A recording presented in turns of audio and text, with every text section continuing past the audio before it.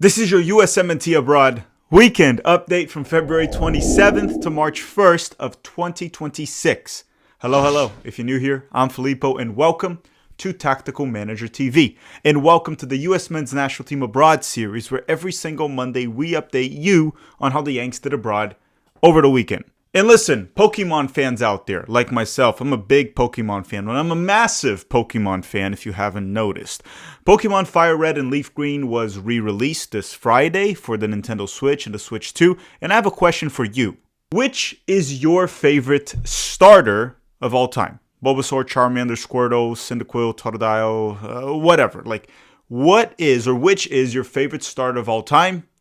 And tell me why. Now, if you're not a Pokemon fan and you don't even know what I'm talking about, I feel bad for you. Okay, now before we start the weekend recap, don't forget to drop a like in this video if you haven't already. Try to help us hit 1,000 likes if possible. And this video is brought to you by FPro, but more on that later. Let's play the intro and start the recap.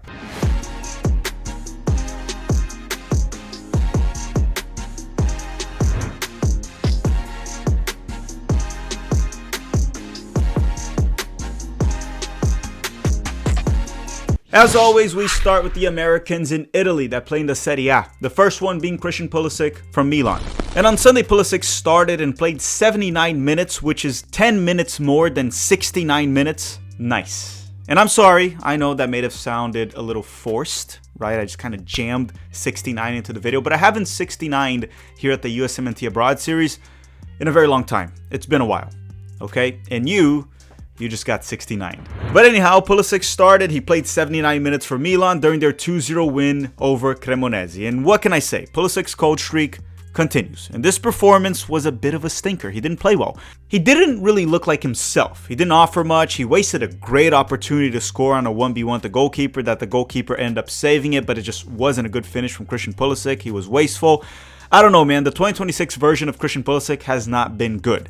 I mean, it's not as bad as 2008 Britney Spears, but Pulisic hasn't been good. He has no goal contributions, and we have already reached March. Now, ultimately, by us, he's going to be judged based on how he does in the World Cup, but I don't know, man. He's in poor form, and next weekend they play Inter Milan, and I would not be surprised if Pulisic comes off the bench. So, the Pulisic cold streak continues. It's clearly because he's not 100% fit, obviously, right? We've seen what a fully fit Pulisic can do this season. The US Men's National Team simply cannot go into the 2026 World Cup relying on Pulisic for all of their goals. And you're going to say, well, we have other players. We do, but like, for example, nobody stepped up in 2022. Every single goal that we scored in the 2022 World Cup was when Christian Pulisic was directly involved. That means he either scored a goal or assisted. And do we need Pulisic for 2026? Absolutely. But we cannot go into that World Cup relying on every single goal, whether it's a goal or an assist, coming from Pulisic, because he's not 100% fit, and we don't know if we're going to get the early version of him this season in the World Cup or the current version. And don't tell me that Christian Pulisic always shows up for the national team. He mostly does, like most of the time he does show up for the US Men's National Team, but he doesn't always show up. Like in the 2024 Copa America, besides the Bolivia game, he didn't really show up. Next on the list is Yunus Musah from Atalanta. And on Sunday, Musah started off the bench and was subbed in the 67th minute for Atalanta during their 2-1 loss to Sassuolo. And this was an interesting game for Musah, with good news and bad news. The good news is he scored for Atalanta, and it was a very nice goal. It was a one-hit finish off a low cross in the box. Well done right there. And this was actually Yunus Musah's first Serie A goal, the first one ever, since he never really scored for Milan, and he hasn't really scored for Atalanta this season. Actually, the last time he scored for any of his clubs was back when he was a Valencia player. It's been a while. And the bad news was, well, Atalanta still lost, so the goal didn't really mean much. And Musah was mostly bad throughout the 30 minutes. I know he scored, but if you ignored that for a second, he played a bad game or mediocre at best. But I'm going to end this on a positive note. Yunus Musah's confidence is at an all-time low, which is one of the reasons why he's been playing very poorly. And he didn't really score in this game until the 87th minute. So maybe, just maybe, this improves his confidence and we see a better version of Musah for the weeks to come. And again, that's a big maybe. It could just be wishful thinking for myself. Okay, next up we have Weston McKennie from Juventus. And on Sunday, McKennie started and played the full 90 minutes for Juventus during their 3-3 draw with Roma. Now, McKennie played as a central midfielder or attacking midfielder. He was very high up the field, whatever you want to call it. And honestly, he didn't have a great game, but he didn't really have a bad game. He was mostly average and he worked hard. But of course, he found a way to impact the game and help Juventus pull a late draw and get 1 point. A very important point because they also held Roma. So Juve was down 3-2 and they tied in the 93rd minute. Now, it didn't really count as an assist according to FootMob because the ball deflected off an opponent after the Weston McKennie header, but it kind of was an assist. Weston McKennie flicked the ball with his head and it got to Gatti and he scored to tie the game. In my opinion, it was an assist. And again, McKennie didn't have a good game, but good players find a way to impact the game even when it's not their day. And I'm going to say this once again, McKennie has been the best US men's national team player abroad this season. No questions asked. It's not debatable.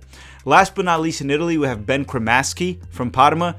He was subbed in the 90th minute, so he pretty much didn't play. The reality is he's going to be back in MLS this summer. All right, now we're going to leave Italy and go to England so we can talk about the Americans in the English Premier League. The first one being Chris Richards from Crystal Palace. And on Sunday, Chris Richards started and played the full 90 minutes for Crystal Palace during their 2-1 loss to Manchester United. And Richards was fine. He did his thing, mostly.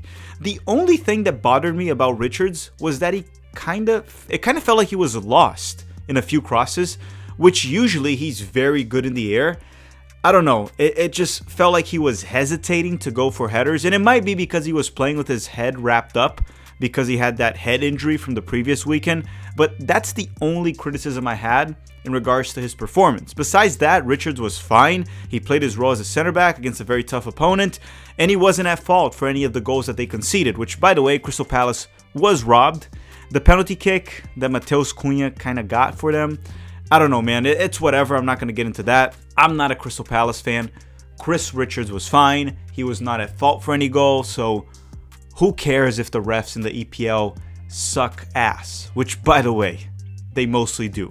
Next up, we have Anthony Robinson from Fulham. And on Sunday, A-Rob stayed on the bench the full 90 minutes for Fulham during their 2-1 win over Tottenham. A very bad Tottenham side that is actually in the relegation battle at this time. So he's not 100% Anthony Robinson, and he's not dealing with a knee injury. It's his ankle, which I'm going to say that's good news. And you're going to say, how could an injury be good news? Well, it's an ankle injury. He's already on the bench, so he should be fine.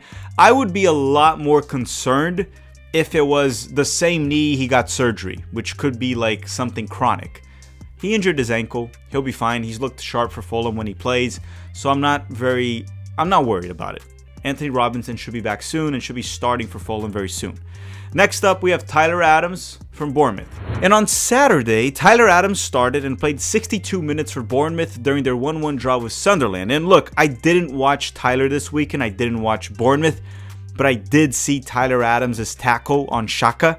And I'm going to say this. I think Tyler got very lucky that he didn't get sent off this weekend. That's all I'll say.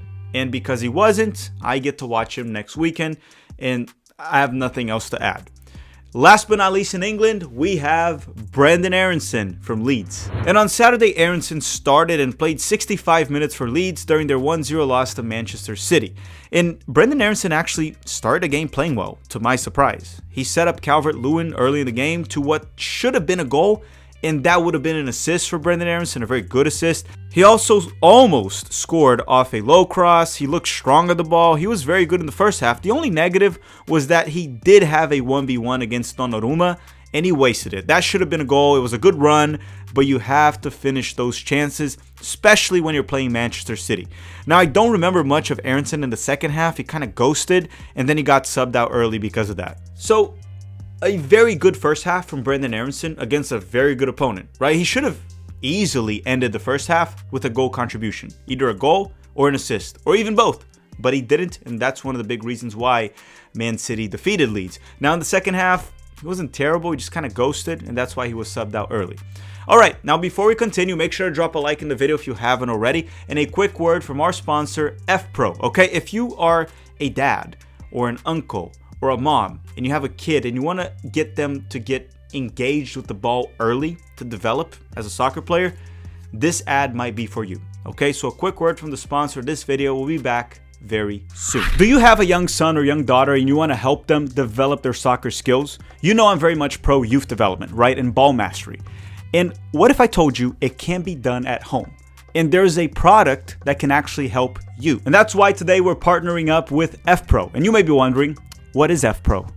It is a gamified soccer fundamentals training system for kids. It combines two main parts, an FPro app and the soccer training mat, so the kids can have fun and train from home. So the mat has numbered zones to guide the movement. The app shows you how to do it. It's also built by UEFA coaches, so every single drill is designed for real skill growth. There's also a skill progression. It starts easy, adapts to every level, unlocks as kids improve. And it feels like a video game. You earn XP, badges, trophies. It's just a way to keep the kids motivated. And you may be wondering, why does it work? Well, pretty straightforward, because repetition builds muscle memory. And ball mastery is key for youth soccer development at early ages. They also have many subscription plans. Some of them are less than $10 a month, so you can go check them out yourself. And remember, for your kid to develop and become a better soccer player, it's not just about doing drills. They have to enjoy it. They have to fall in love with the ball. And that's one thing that I believe FPro does. Okay, so now if you want to, make sure to use the link in the description of this video and you will get 20% off if you also use the code Tactical Manager. So use the link in the description and the promo code Tactical Manager.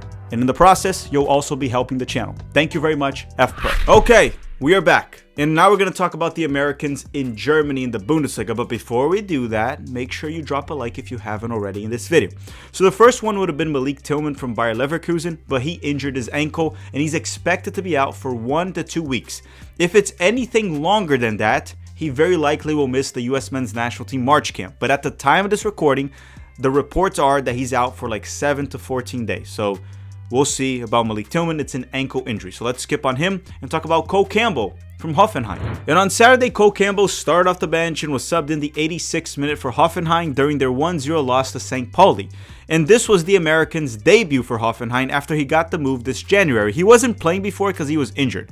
Also, James Sands started and played the full 90 minutes for St. Pauli during this 1-0 win. Next up, we have Joe Scally and Gio Reyna from Borussia Mönchengladbach. And on Saturday, Joe Scally started and played the full 90 minutes for Gladbach during their 1-0 win over Union Berlin. He helped them get a clean sheet and the 3 points. He actually had a solid performance. As for Gio Reyna, we have good news and we have bad news. The good news is that he's back from injury and he made the bench. The bad news is that he was back from injury and he stayed on the bench, which at this point, what else can you expect from Gio? He's either injured or on the bench. All right, next up, we have Noahkai Banks from Augsburg. And on Friday, Noahkai Banks started and played the full 90 minutes for Augsburg during their 2-0 win over Cologne. Now, Noahkai Banks, once again, was great. On defense, he got the job done, even though Cologne didn't really test him that much throughout the game. And he was very high up the field at times, which is odd for a center back, but it is what it is. It might be because of the opponent. And he also got an assist, and it was a very nice assist. And that's when he was playing down the right for some reason. And that was him going at, like, I believe it was Christopher Lund, the American left back, that was even marking Noahkai Banks during this wonderful assist that he got. And it was the assist for Augsburg's first goal. He got the ball at the edge of the box, down the right side of the field, right? And then he dribbled past the opponent and found his teammate with a low cross. Noahkai Banks is so good on the ball that he looks like a winger on the final third. It was incredible. He got a clean sheet, assist, the 3 points. What else can you ask for? And yeah, what's his name? Christopher Lund did start and play the full 90 minutes for Cologne in the same game. I don't have much to say there. Now, there were reports this week about Noahkai Banks possibly playing for Germany. He is eligible to play for the United States and Germany. And he had an interview like 7 days ago where he stated that he is torn between both countries. I'm not too concerned. I think when push comes to shove, he's going to play for the US men's national team. What I think he's doing right there is probably his agent instructed him, or he just thought about this himself. It was a way for him to try to pressure Pochettino to probably call him up in March and hopefully for the World Cup. Now listen, right now I think he's our second best center back. He's definitely better than Tim Ream. He's not better than Chris Richards, and he's probably on par with Mark McKenzie. My point, I don't think Noahkai Banks should need to put pressure on the Federation or Pochettino to call him up, okay? we should call him up in March and we should bring him to the World Cup. He's looked like an above average Bundesliga center back at age 19. Not calling him up in March and giving him minutes, not giving him minutes in this case, right, would be complete nonsense. Okay, now let's talk about the Americans that play in Spain in La Liga. The first one being Johnny Cardoso from Atletico Madrid. And on Saturday, Johnny started and played 61 minutes for Atletico Madrid during their 1-0 win over Real Oviedo. And I wouldn't say Johnny was good in this game. He also wasn't bad. I mean, Atletico Madrid didn't play the best of games in my opinion, and he was subbed out around the 60th minute when it was still 0-0. They actually pulled this win during added time, and Oblak, their goalkeeper, was pretty good and a big reason why they got this win. But Johnny did play well in the midweek. He scored a banger during the midweek Champions League game to help Atletico Madrid advance. Now, he was at fault for the goal they conceded versus Club Brugge, but he bounced back with a great performance and a beautiful goal. And Johnny is expected to be in the US men's national team March camp. Now, Alex Freeman, the American right back that left Orlando City and went to Villarreal, he stayed on the bench the full 90 minutes for them this weekend as they faced Barcelona. So the minutes for Alex Freeman have been very shaky, to say the least, with Villarreal, but patience. He just arrived. He got there in January. Be patient. Okay, so let's leave Spain and go to France so we can talk about the Americans in League 1. The first one being Balogun from Monaco. And on Saturday, Balogun started and played 73 minutes for Monaco during their 2-0 win over Angers. And Balogun was crucial for this win. He scored their first goal in the game around the 57th minute. And it was an ugly accidental rebound off his own header. But I'm actually impressed that he found a way to score, because Balogun was getting absolutely no service this game. None. Even when Monaco was playing man up, he was getting no service. So just the fact that he found a way to score, it was an ugly goal by the way, but it was impressive. He only had 19 touches throughout the 73 minutes, and some of them were him coming deep to try to get the ball. He found a way to score and give them the lead, and he was subbed out in the 73rd minute because they had a 2-0 advantage and they were playing man up. So they were essentially resting him. The US men's national team forward now has 4 goals in the last 4 games. He's catching good form, and he is the best center forward in CONCACAF leading into the 2026 World Cup, in my humble opinion. And out of those 4 goals that he scored, 3 of them were against Lens and PSG. Those are the top 2 teams in Liga right now. So it's not like Balogun is scoring against minnows. Okay, he's playing very well. He's a great player, and hopefully this form continues and he plays on the March camp and the World Cup. Next up, we have Tim Weah and Tanner Tessman. Okay, Tim Weah from Marseille, Tanner Tessman from Lyon, because they clashed on Sunday. Okay, so as I said, on Sunday, Weah started and played 84 minutes for Marseille during their 3-2 win over Lyon. Weah was fine. He did his job on defense, had a few decent moments supporting the offense, but he didn't really stand out. It was an okay right back performance. And the same goes for Tanner Tessman, but he played in the midfield. He started, played the full 90 minutes for Lyon, and he wasn't really great, but he wasn't bad. He just played his role. Let's put it this way. This game was 3-2. There were 5 goals in this match, and the Americans were not involved in any of them directly, right? For the better or for the worse. By that I mean they got no goal contributions, but they were also not at fault for any of the goals that their teams conceded. Last but not least, in France, we have Marc McKenzie from Toulouse. And on Saturday, McKenzie started and played the full 90 minutes for Toulouse during their 1-0 loss to Reims. And on Monday, you dropped a comment in the comment section down below to boost us in the YouTube algorithm. Yes, you just did that, because if you're watching this episode and you made it this far, you're probably watching it on Monday. Because if you are doing that to help the channel, you're probably a soccer sicko. And all the soccer sickos, watch this on Monday. Time to go to the Netherlands. We're going to the Netherlands now to talk about the Americans in the Eredivisie. So the ones more specifically that play for PSV. Ricardo Pepi and Serginho Dest. And on Saturday, Dest started and played the full 90 minutes for PSV during their 3-1 win over Heracles. Serginho Dest, he continues to play well despite the lack of goal contributions. He looks sharp, he looks good and much more mature on defense. He's looking much better in general as a player after coming back from injury, and he did draw a penalty kick for PSV in this specific game. As for Ricardo Pepi, he was subbed in at halftime. He came off the bench for PSV, and he had a few shots on target. He probably should have scored 1 out of the 3 opportunities that he had, but it is what it is. He just came back from injury. Let's give him time. he should also be starting for them very soon, and every time he starts, he scores in the Eredivisie. And that's it for the Americans in the Netherlands. Let's go back to England and talk about the Americans that play in the second division there in the EFL Championship. The first one being Haji Wright from Coventry. And on Saturday, Haji Wright started and played 79 minutes for Coventry during their 2-1 win over Stoke. Haji Wright scored their first goal in this game. It was a header from very close range. And now we have 11 rounds to go, 11 more games. And Coventry leads the league by a lot. They're going to get promoted to the English Premier League. As for Haji Wright, he now has 15 goals in the EFL Championship this season. Next up would have been Aidan Morris from Middlesbrough, but he plays on Monday and we record this on Sunday night. So last but not least in the episode, we have my BFF, Agyemang from Derby County. And on Saturday, Agyemang started and played the entire game for Derby County during their 3-1 win over Blackburn. During this game, Agyemang had 1 appearance, 1 full game, and 90 minutes played. Yes, those are the stats. And those are incredible stats if you ask me. Okay, listen, I'm joking. He actually played well. He didn't really play as a center forward, but he had a good game. And I know this may come as a surprise to many, but yeah, I can admit when he's played well, and I thought Agyemang was fine. Even though he didn't score, didn't get an assist, I thought for this game, he did all right. All right, everyone, thank you very much for watching. And my US men's national team player abroad of the weekend will be Noahkai Banks. Who else? Got a clean sheet, got an assist, great center back, helped Augsburg get another win, a 2-0 win. So Noahkai Banks is my player of the weekend.